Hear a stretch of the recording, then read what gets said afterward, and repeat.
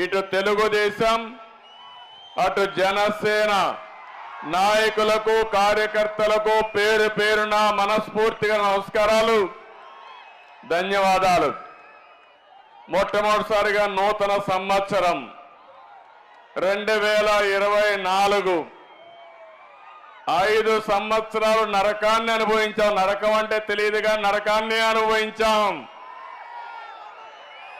నూతన సంవత్సరంలో అంతా శుభమే జరగాలని మీ అందరికీ కూడా నూతన సంవత్సర శుభాకాంక్షలు.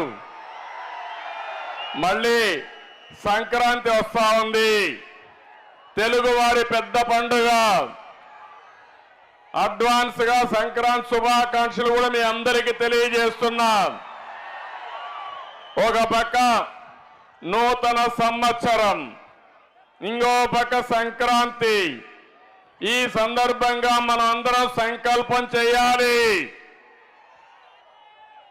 ఈ సైకో ప్రభుత్వాన్ని ఇంటికి పంపించి మళ్ళీ మంచి రోజులు రావాలని, అందుకే ఈరోజు నేను పెట్టిన కార్యక్రమం చూస్తే ఆ రోజు ఎన్టీ రామారావు గారు తెలుగుదేశం పిలుస్తుంది రా కదిలి రా అని పిలిపించారు. అది ఒక ప్రభంజనం అయింది, ఒక ఉద్యమ స్ఫూర్తితో ఇచ్చారు. అప్పుడు పార్టీ లేకపోయినా ఆ పార్టీకి సారథులు ప్రజలే సాన్నిధ్యం వహించి గెలిపించే పరిస్థితికి వచ్చారు. ఈరోజు నేను మీ అందరి సహకారం అడుగుతున్నాను. ఈ రాష్ట్రాన్ని కాపాడుకోవడానికి రా కదలి రా, ఇది మీ అందరి బాధ్యత. మేం వేదిక పైనుండే వ్యక్తులమే కాదు, నేను పవన్ కళ్యాణ్ గారే కాదు, ఇది మనందరి సమిష్టి బాధ్యత. అవునా కాదా అని మిమ్మల్ని అడుగుతున్నా. సమిష్టి బాధ్యత అయితే రాష్ట్రాన్ని కాపాడుకుంటామని గట్టిగా చప్పట్లు కొట్టి హర్షాన్ని ఆమోదాన్ని తెలియజేయాలి. ఈరోజు మనందరం చేసే సంకల్పం తెలుగు జాతి ప్రపంచంలో నెంబర్ 1 గా తయారు కావాలి. అది చేసుకునే సత్తా మనకుంది, తెలివితేటలున్నాయి. కానీ ఈరోజు మన రాష్ట్రంలో మాత్రం ప్రజాస్వామ్యం కూడా లేకుండా ఏదైతే బ్రహ్మాండంగా చైతన్యంతో పోయే తెలుగు జాతి భయపడే పరిస్థితికి వచ్చిందంటే ఈ యొక్క రాక్షస ప్రభుత్వాన్ని ఇంటికి పంపించి మళ్ళీ తెలుగు జాతికి పూర్వ వైభవం తెచ్చుకునే బాధ్యత మనందరిది అని చెప్పి నేను మీకు తెలియజేస్తున్నా. నేను ఈ కార్యక్రమాన్ని ఎక్కడ ప్రారంభించానంటే ప్రకాశం జిల్లాలో ప్రారంభించాను. పౌరుషాల గడ్డ ప్రకాశం జిల్లా, అవునా కాదా? బ్రిటిష్ వాళ్ళకి ప్రకాశం పంతులు చొక్కా విప్పి కాలుస్తారా కాలవండిని గుండె చూపించిన బ్రహ్మాండమైన నాయకుడు పుట్టిన గడ్డ పుణ్యభూమి ఈ ప్రకాశం జిల్లా. ఏ తమ్ముళ్ళు ధైర్యం ఉందా లేదా? కేసులకు భయపడతారా మీరు? సైకోకు భయపడతారా మీరు? ఇంకో పక్క ప్రకాశం జిల్లా ఒంగోలు గిత్త. ఒంగోలు బుల్ అయితే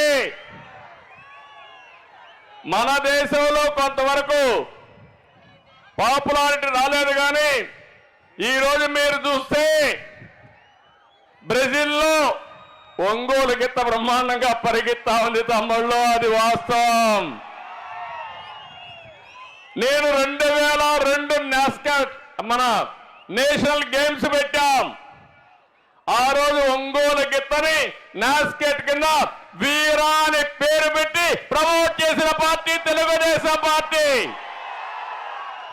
ఈ రోజు ఏదో నేను మీకు చెప్పడం కాదు, 2002 అంటే 21 సంవత్సరాల కంటే ముందు ఈ ఒంగోలు గిత్తని ప్రమోట్ చేశామంటే ఆ విషయం మీరు గుర్తుపెట్టుకోవాల్సిన అవసరం ఉంది. ఒక్క విషయం ఈ సందర్భంగా మీ అందరికి తెలియజేస్తున్నా. నేను చిన్నప్పుడు చూసా, ఎద్దులే సర్వస్వం. అప్పుడు ఈ యొక్క కారులు లేవు, విమానాలు ఇన్ని లేవు, కరెంటు కూడా లేదు. ఎద్దులతోనే మడకలు దున్నాలి, దుక్కి చేయాలి, ఎద్దులతోనే కప్పిలు తీయాలంటే నీళ్లు పైకి తీయాలి. అలాంటి ఎద్దులతోనే ట్రాన్స్పోర్ట్ చేయాలి, రవాణా. ఎక్కడికి పోవాలన్నా, మార్కెట్కి పోవాలన్నా అప్పుడు ట్రాక్టర్లు కూడా లేవు. ఆ ఎద్దులతోనే, ఎడ్ల బండ్లోనే ఎక్కడన్నా మనం ప్రయాణం చేయాలన్నా, పొంగళ్ళు పెట్టాలన్నా ఎడ్ల బండ్లే ఆధారం.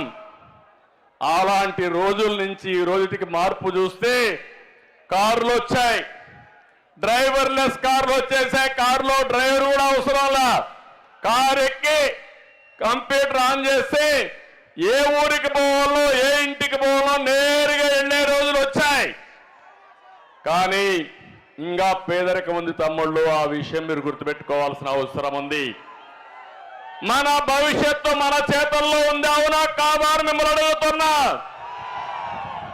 అలాంటి భవిష్యత్తుకు నాంది పలకాల్సిన అవసరం మనందరి మీద ఉంది.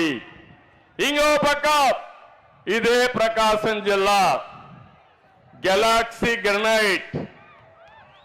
ప్రపంచమంతా ఎవరైనా మంచి ఇల్లు కట్టాలంటే, మంచి గ్రనైట్ వేయాలంటే అదే గెలాక్సీ గ్రనైట్. నేను ఆ రోజు ముఖ్యమంత్రిగా ఉండి అపోజిషన్ లో ఉంటే, జనార్దన్ రెడ్డి గారు ముఖ్యమంత్రిగా ఉండి మొత్తం అమ్ముకోవాలని చూస్తే దాన్ని గట్టిగా పోరాడి కాపాడిన పార్టీ తెలుగుదేశం పార్టీ. ఈ రోజు ఏమవుతుందో చూడండి. అక్కడ గెలాక్సీ గ్రనైట్ మొత్తం కడప నుంచి, పులివెందల నుంచి వచ్చి జగన్ అండ్ కంపెనీ దోచుకునే పరిస్థితికి వచ్చారు. ఇంకో పక్క ఈ కనిగిరి సభ ద్వారా పిలిపిస్తున్నా, సైకో పాలన పోవాలి, సైకిల్ పాలన రావాలి. ఆ పిలుపుకు మనందరం కూడా సిద్ధం కావాల్సిన బాధ్యత ఉంది. ఈరోజు నేను మీ అందరికి విజ్ఞప్తి చేసేది ఒకటే, ఈ రాష్ట్రంలో 5 కోట్ల ప్రజలకి, తెలుగువారు ప్రపంచం మొత్తం 10 కోట్లున్నారు. అందులో 5 కోట్ల మంది తెలంగాణలో, ఇతర రాష్ట్రాల్లో, ఇతర దేశాల్లో ఉన్నారు. 5 కోట్ల మంది మన రాష్ట్రంలో ఉన్నారు. ఇంకో పక్క మీరు చూస్తే కనిగిరిలో ఉండేవాళ్ళు ఇక్కడ పేదరికంలో ఉన్నారు. కనిగిరి వదిలిపెట్టి హైదరాబాద్కి పోయినా, బెంగళూరుకు పోయినా, కనిగిరి నుంచి పోయిన వాళ్ళు బ్రహ్మాండంగా కోట్ల రూపాయలు సంపాదించారు. దానికి కారణం మీరు ఒక్కసారి ఆలోచిస్తే